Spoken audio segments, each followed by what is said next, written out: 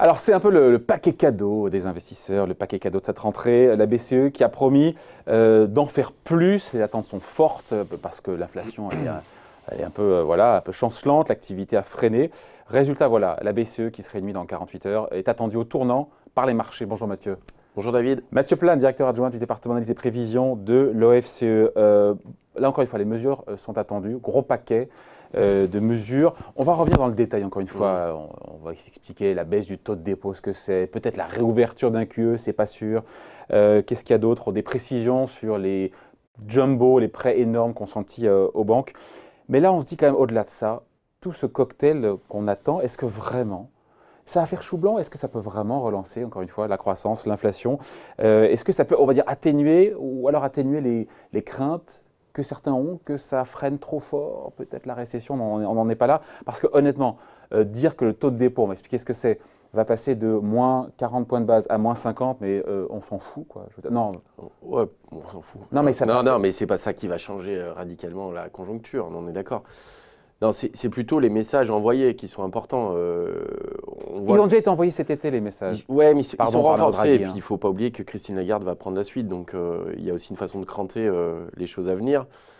Par rapport à la politique monétaire par Mario Draghi, on voit bien que Christine Lagarde est complètement dans les clous. On a l'impression, en tout cas, de ce qu'a pu faire Mario Draghi. Donc, c'est important aussi pour les marchés, pour les anticipations d'inflation. C'est-à-dire qu'on est face à un vrai problème, un vrai défi. Enfin, pour la Banque centrale, pas que pour la Banque centrale, mais pour les économies européennes. Les anticipations d'inflation? C'est-à-dire, quelle est l'inflation anticipée à 5 ans? Perçue par les marchés à horizon 5 ans. Et ça, c'est un indicateur qui est très suivi. Le problème, c'est que cet indicateur a tendance à décrocher encore. C'est-à-dire qu'on est à 1,2% d'anticipation d'inflation à 5 ans. Ce qui veut dire qu'on est loin de l'objectif de moyen terme de la BCE, qu'il faut rappeler, qui est 2%. Légèrement, enfin c'est 2% à moyen terme, voire un peu en dessous, mais c'est autour de 2%. Et ça, c'est quand même quelque chose qui est très embêtant, et ce, malgré les politiques monétaires ultra accommodantes, c'est-à-dire que, on en discutera peut-être, mais les leviers deviennent maintenant quand même très restreints. On voit qu'il y a beaucoup d'outils qui ont été utilisés, et ce, malgré un niveau de chômage bas. C'est-à-dire qu'on voit dans la zone euro, le taux de chômage est plutôt bas. Donc on est plutôt dans une situation de haut cycle. Donc le grand paradoxe aujourd'hui, c'est plutôt dans une situation, on va dire, de haut cycle dans la zone euro, même si on n'est peut-être pas complètement haut. Haut cycle, mais en ralentissement. On est passé de 0,4 mais ce qui fait l'indicateur, normalement, croissance. On est censé avoir des tensions. C'est-à-dire qu'une économie qui est avec un taux de chômage bas, qui a finalement un certain nombre, on voit des difficultés de recrutement qui apparaissent dans beaucoup de pays. On ne voit pas d'accélération des salaires. On parle d'inflation, on parle de quoi? Des biens, des services? Des biens, des services, bien sûr pas des actifs. Des salaires, on parle de quoi là? Alors, sur l'inflation, c'est l'inflation mesurée des prêts à la consommation. Donc ça comprend bien sûr l'ensemble du panier de biens à la consommation de biens et services au niveau de la zone euro. Aujourd'hui, on est à 1% en glissement annuel. Donc on n'y est pas. Sur l'inflation, on n'y est pas. Mais le problème, c'est qu'on n'y est pas depuis des années.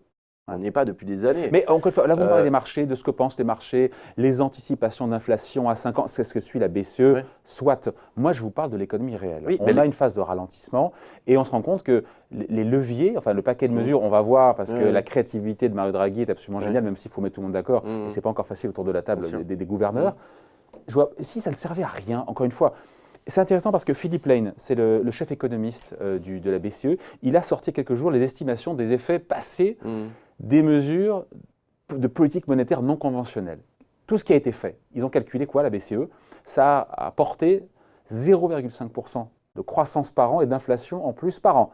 C'est pas rien, c'est pas négligeable, mais on a mis des moyens démentiels qu'on ne pourra pas remettre maintenant.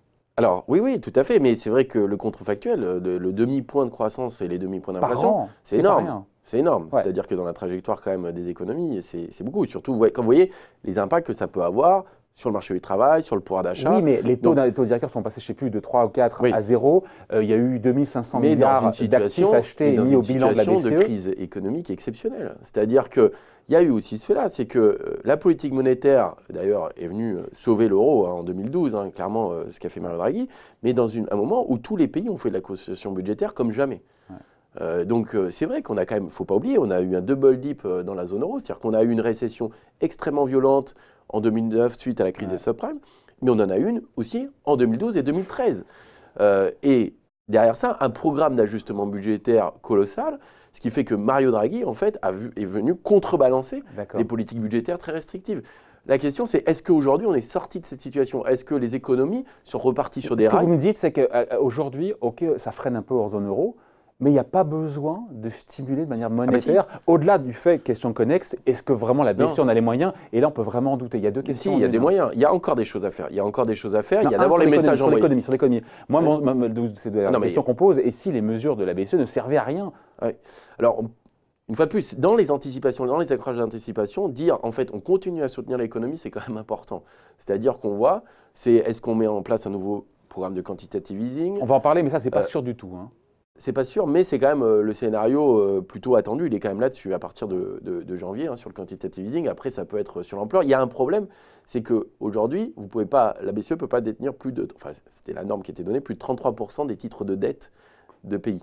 Or, aujourd'hui, on arrive à un palier, par exemple, sur la Finlande, les Pays-Bas, voire l'Allemagne. Donc, il faudrait reporter. C'est quand même dingo. Donc, voilà. La BCE détient plus d'un tiers du stock de dette souveraine. De certains pays, de la Finlande. Quasiment l'Allemagne, la Finlande, Pays-Bas. Et donc, en fait, la question, c'est de le passer éventuellement à 50%. Donc ça, c'est un premier point. Le deuxième point… Pardon, je vous coupe. La Banque du Japon est à combien aujourd'hui sur la dette alors, j'ai pas le chiffre japonaise, parce qu'à mon avis… C'est énorme. Mais ils ont plus de 100 points de PIB. Le bilan de la Banque centrale japonaise, je crois que c'est autour de 100 points de PIB. Ouais. De mémoire, en zone donc on dit qu'il y a encore de la marge. Il y a de la marge. Non, mais alors, si on doit parler de la Banque japonaise, si on doit dire est-ce qu'il y a des choses encore à faire, c'est intéressant. Les Japonais, la Banque centrale japonaise détient 200 milliards d'actions japonaises. Ouais. Il y a des ETF. Et voilà. Et donc, ce qui veut dire qu'aujourd'hui, par exemple, la Banque centrale européenne rachète effectivement dans le quantitative easing, c'est essentiellement des obligations publiques. Il y a aussi un peu d'obligations privées, mais il n'y a pas d'achat direct d'actions. Ouais. Donc il y a des choses qui peuvent exister. On n'en est pas encore là. La dernière chose, c'est qu'on compte beaucoup sur la politique monétaire, et c'est un peu ce qu'a dit aussi Christine Lagarde, mais pas assez peut-être sur les politiques budgétaires. Oui, mais là, la politique économique, c'est un policy mix. Oui ou non, le ralentissement en zone euro nécessite une action musclée de la part de la BCE? Quand on pense à 2009, 2008, 2012, il y avait des crises, dette souveraine, Lehman. On n'est pas là-dedans aujourd'hui. Oui, mais… Il reste très peu de cartouches. Il reste 2 balles dans le revolver. Il faut griller maintenant les 2 balles. La question, c'est la question effectivement du timing. Ça, vous le soulevez, et c'est intéressant, c'est de dire si vraiment la crise s'intensifie, est-ce qu'il nous restera des réserves pour agir? Et ça, c'est quand même un point qui est inquiétant, c'est qu'on n'a pas renormalisé la situation. On voit qu'avant crise, en général, on a une remontée des taux. On n'a pas dégonflé le bilan de la BCE, c'est-à-dire qu'on a arrêté de faire du quantitative easing. En fait, en gros, on a gelé la situation, mais on n'a pas dégonflé. Donc c'est vrai que ça, c'est plutôt inquiétant. C'est comment on gérera si on a quelque chose de très contracyclique. Mais est-ce que, encore une fois, le ralentissement en zone euro nécessite aujourd'hui de faire que la BCE en fasse plus? Il nécessite une chose, c'est que la BCE a un mandat qui est celui d'avoir une inflation à moyen terme qui est de 2%. Oui, aujourd'hui, on a cette ralentation. Oui, mais l'inflation est à 1% plus. Mais elle a déjà fait tant de choses, encore une fois. Alors, donc, du coup, il reste des moyens qui sont quand même à la marge. Mais le taux de dépôt qui passe de 40 points de base négatifs à 50, où je suis, 60. Je peux vous rejoindre. Effectivement, ça reste à la marge. Une fois de plus, la transmission de la politique monétaire, elle n'est pas immédiate. Donc, ça ancre des anticipations. Le problème, c'est que si vous voulez que votre économie retrouve une situation de fonctionnement, on va dire, proche de la normale, il faut que ces anticipations remontent. C'est-à-dire que sinon, les acteurs considèrent qu'on est… Les marchés, pas les acteurs. Les acteurs aussi, c'est-à-dire y compris sur les salaires, sur le marché du travail, sur plein de choses. C'est-à-dire qu'il n'y a pas que les marchés. Il y a aussi dans les ancrages de prix qu'il peut y avoir, sur les ancrages de salaires, sur l'ancrage d'inflation. Quel est l'outil le plus puissant qu'a la BCE, dont elle dispose, pour relancer la croissance et l'inflation? Dans tout ce qu'on a dit là, parce que, encore une fois, la réouverture d'un QE, c'est pas sûr qu'elle annonce quoi que ce soit aujourd'hui. Peut-être qu'elle va dire qu'elle y réfléchit. Il y a énormément de choses, en fait. Il reste de remettre du quantitative. Non, ça ne sert pas à rien, mais ça reste limité. Une fois de plus, s'il n'y a pas, par exemple, dans le cadre de l'Allemagne, un plan de relance budgétaire important, il ne faut pas s'attendre à ce que ce soit la BCE qui fasse le boulot. La BCE a fait énormément, donc elle continue à faire son boulot, elle continue à garder cet objectif de dire il faut cet objectif d'inflation, parce que, rappelons, la BCE n'a pas un objectif de croissance, ce qui n'est pas le cas des États-Unis. Et donc, elle ne peut pas faire le boulot à la place des États. Donc, c'est vrai qu'il y a cette question, elle continue à faire son boulot dans le cadre d'un mandat qui est compliqué. Oui, mais les taux directeurs sont déjà maturés à 0, le taux de dépôt qui baisse de 10 ou 20 points de base, on s'en fout. C'est plus un signal qui est envoyé, mais il ne faut pas attendre effectivement que les économies européennes redémarrent grâce à ça. Ça permet juste de dire, je prends acte du fait qu'on est dans un ralentissement économique et qu'on a des anticipations d'inflation qui baissent, et donc je mets en place des mesures qui sont, disons, dans la possibilité de ce qu'elle peut faire. Le bazooka monétaire, c'est effectivement de nouveau réactiver ce programme de rachat d'actifs de la BCE. On ne sait pas trop. Il y a grosse discussion en interne. Tous les responsables de la BCE ne sont pas du tout sur la même ligne. Il y a une grosse dissonance, une grosse divergence au sein du board et des gouverneurs. Ce débat est vraiment très très vif. C'est peut-être comme rarement dans l'histoire. C'est vraiment ou pas, enfin, encore une fois, elle a raison de temporiser la BCE, où il faut vraiment, ça changerait si elle nous disait de nouveau j'achète 30-40 milliards d'euros tous les mois d'obligations souveraines ou corporate. Ça changerait vraiment la donne. Sachant que les taux longs sont déjà au tapis. Négatifs. Sont déjà au tapis, parce que les marchés ont anticipé qu'elle le ferait. Donc si elle ne le fait pas, du coup, par contagion, ça peut faire remonter les taux longs. Du coup, ce n'est pas évident. Bien sûr, vous êtes dans une situation qui est extrêmement paradoxale. Vous avez déjà des taux négatifs. C'est-à-dire que les États empruntent quand même à long terme. On a vu même la France est passée en taux négatif à 15 ans. Donc c'est vrai que les marges de manœuvre, et puis ça assèche tout le marché. On voit bien que le problème qui se pose pour un certain nombre de pays, on la dette, il n'y a plus de papier. Et donc les investisseurs, les banques, où est-ce qu'elles peuvent sécuriser leur épargne? Donc c'est pour ça qu'on se retrouve avec des taux négatifs. Donc les marges de manœuvre restent extrêmement limitées. Avec beaucoup d'effets secondaires, il resterait deux choses, mais je ne dis pas qu'il faut les faire, c'est dire la banque japonaise, mais ça pose des problèmes de distorsion. C'est est-ce qu'il faut intervenir directement sur les marchés d'actions? Non mais pardon. Alors, et après, le dernier bazooka, que la BCE achète des actions, en quoi ça intéresse l'économie réelle? Ah si, c'est une façon de financer l'économie. C'est une façon de financer l'économie, en tout cas.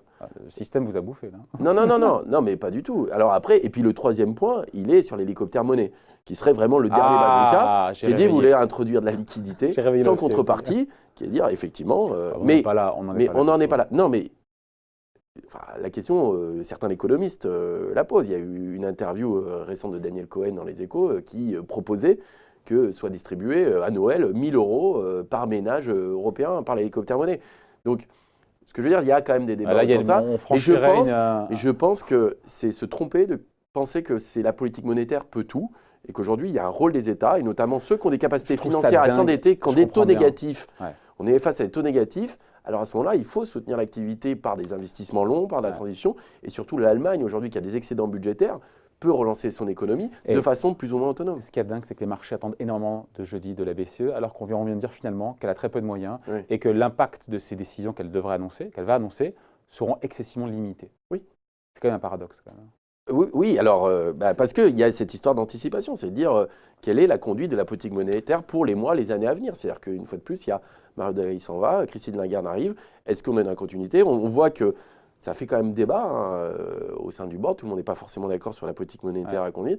Mais aujourd'hui, on voit que clairement, on est quand même dans un axe encore qui est d'un soutien important de la politique monétaire à l'économie. Je préfère être à la place de la Fed, honnêtement, que de la BCE. Parce qu'il finit. Il faut discuter avec Donald Trump quand même. Mais bon. Oui, et se faire agonir d'injures à longueur de tweet. C'est quand même pas si facile, ça. Et le meilleur, je l'ai dit, le meilleur, c'est qui est notre pire ennemi, la Chine ou Powell. Powell. Quand même, il fallait oser ça. C'est sympa pour lui, quoi. Merci donc. Point de vue, éclairage signé Mathieu Plane, directeur adjoint du département d'analyse et prévision de l'OFCE. Merci Mathieu. Merci David.